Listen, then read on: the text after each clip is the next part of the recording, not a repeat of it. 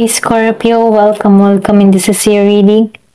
Be open-minded po, hindi po halos lahat makaresonate. Thank you nga po pala sa mga nag-subscribe, sa mga bumabalik, marami pong salamat. Start na tayo. Give me the message for Scorpio. Ano yung mensahe sa'yo? Give me the message for Scorpio. Ano yung mensahe sa'yo? Meron kang snake. Coffin. So, ingat ka, no? Pinag-iingat ka din dito. Lalo na sa mga tao na may malaking balak sa'yo. Okay? So, nakikitaan ko dito, meron ditong tukso or pwede rin sabihin na beware. Okay? Pinag-iingat ka lang. Pero kahit ganun pa man, ano, yung iba sa inyo merong bagong simula na parating, merong blessing, or pwede rin sabihin may ending, okay? Merong katapusan. May katapusan ng lahat. Lahat ng mga paghihirap, mga pagsubok, may katapusan. Nafe-feel ko dito yung bagong simula. Ayan. So, bagong simula. Ayan. May biyaya, may blessing, may swerte. May magandang parating. Umasa ka, magtiwala ka sa biyaya. Lumabas ang dasan, ano. Kaya sinasabihan ka ditong beware kasi hindi naman halos lahat ng taong nakakasalamuha mo ay totoo, okay? Kaya kailangan maging ka ding maingat, maging kang mapagmatsyag, makiramdam, kumbaga, ano. Pero nakikitaan ko dito yung financial mo, magiging maayos, okay? Merong stable or stability na mangyayari sa'yo, may hatid na pag-aani ng tagumpay, kung ano man yung mga pinaghirapan mo, makakamit mo to. So, nakikitaan ko rin dito na merong mag-aalok sa'yo ng panibagong opportunity or merong magpo-propose, may proposal. Pwedeng trabaho din to or pwede rin bagong mangingibig yung parating sa'yo. Regalo to, okay? Mula kay God, okay?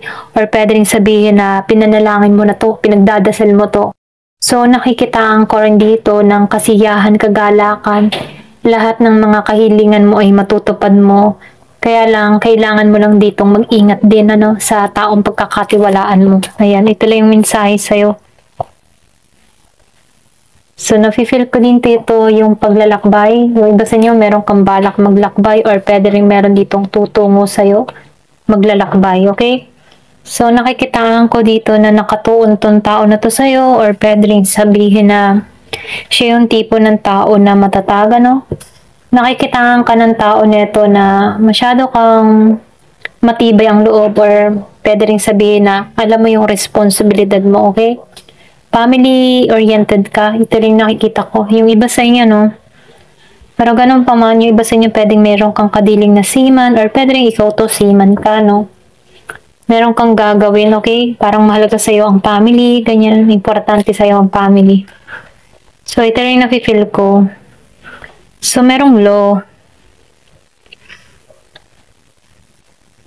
Yung iba sa inyo, nakikitaan ko dito, meron kang inaasikaso about law or meron kang mga nilalakad, ganyan. Mga dokumento.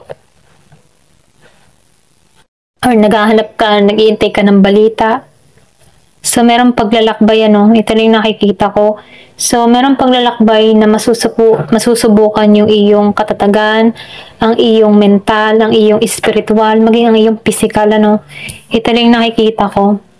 So, target, ano, nakikitaan ko dito na karamihan sa inyo goal-oriented ka. Target mo ngayon ang iyong mga minimithi sa buhay, ang iyong mga pangarap, ang iyong tagumpay, okay? Gusto mo magtagumpay dito sa buhay at yun ang pinaka-main goal mo, ganyan. Give me the message. So, merong older woman dito. Yung iba naman sa inyo, meron dito edad na babae or pwede rin involved ka sa edad na babae. Or pwede rin meron ditong sugar mommy, okay? Di halos lahat. Ito lang nakikita ko. So, meron ditong boat, merong money, okay? Windfall of money. Or pwede rin sabihin, uulanin ka ng blessing, biyaya. Pwede nga iba sa inyo, meron kang kadiling na maedad na babae na mayaman or matandang mayaman, okay? So, piliin nyo na lang, ano, para kang jackpot dito or pwede rin sabihin ito yung pwedeng merong pamana to sa'yo, okay? Or pwedeng lola mo to, okay? Lola, lolo, meron tong pamana sa'yo, parang nanalo ka dito. Ayan, so ito lang yung mensahe, no? Merong pamana dito sa matandang babae. Give me the message. So, meron kang ano, meron kang mga plano na hindi natupad, okay? Pero nakikitaan ko dito na meron kang kasunod na plano na iniisip, okay? Parang nag-iisip ka dito, gagawin ko ba to? Hindi, mga ganun ano. So, sinasabihan ka rin dito, kung ano yung hilig mo, ano, kung ano yung passion mo, ito yung gawin mo, okay? Kasi hindi naman maganda na yung ginagawa mo ay hindi mo hilig, hindi ka magiging masaya, ano. So kung ano yung yung ninanais mo, kung ano talaga yung hilig mo, dun ka mag-umpisa at dun ka din uunlad. Ayan. Give me the message, ano pa yung mensahe. So nakikitaan ko rin dito yung kanina, no, masusubukan yung physical at mental mo sa paglalakbay. So may travel talaga, no. Pero ganun pa man, itong travel na gagawin mo ito, sa bandang huli, magiging kang wais, magiging kang matalino. Pwedeng magmamatured ka, lalo-lalo na sa bansang pupuntahan mo. Marami kang matututunan or pwedeng ma-adapt mo yung kultura nila dito. Okay? So, ito lang nakikita ko.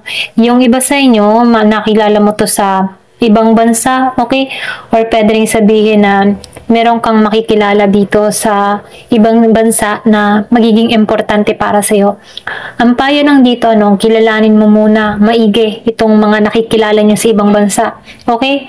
Para nang sa ganun, ano, hindi kayo matulad dun sa nabalitaan na nakilala na foreigner, ano. So, mainam, pinaka-advice dito, kung mahilig ka mag-online dating, kilalanin mong maigi yung background ng tao na to, okay? Bago ka dumiga dito, okay? Ito lang yung mensahe. Give me the message. Ano pa yung mensahe? Ayan, so meron ditong ladder, no? Meron ditong climbing towards success. Kumbaga, ito yung simula ng pag-akyat mo sa tagumpay, okay? Kumbaga, nafe-feel ko dito na merong tagumpay na mangyayari, okay? So, meron itong younger woman, pwede rin sabihin meron kang kadiling na batang babae or pwedeng ikaw ito, okay?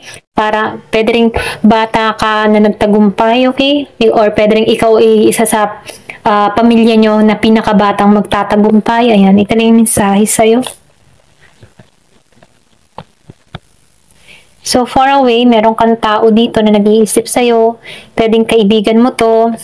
Isang malayong kaibigan, naalala ka nito. Kamusta na kaya tong friend ko? Ganyan. Give me the message. So, nakikitaan ko dito, the most difficult part of situation is over. Kumbaga, yung mahirap na sandali na sitwasyon na kinaharap mo ay tapos na. Okay? Tapos na lahat ng mga alalahanin. Okay? So, blessing na yung parating. Okay? Ito lang yung mensahe. Thank you for watching. Love and peace.